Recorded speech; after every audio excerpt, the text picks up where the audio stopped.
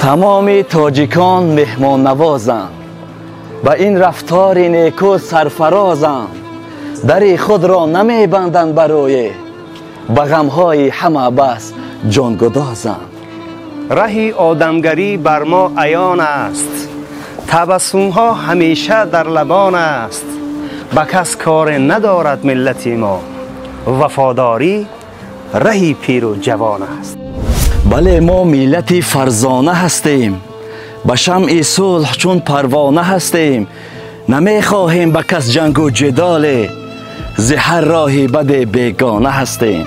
به قلب ما حسد جای ندارد، نگاهی بد که معنای ندارد. مراد ما راه عهد و وفای است، بدی در سینه معوای ندارد. بله ما ملتی با ننگ و آریم، به مردم یاوریم و غمگساریم. دل کس را شکستن کار ما نیست، چو گل بالیده در فصل بهاریم.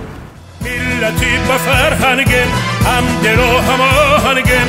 آمینگین و تاج پاسدار آرنگیم. ملتی به فرهنگیم، هم دل و هم آهنگیم.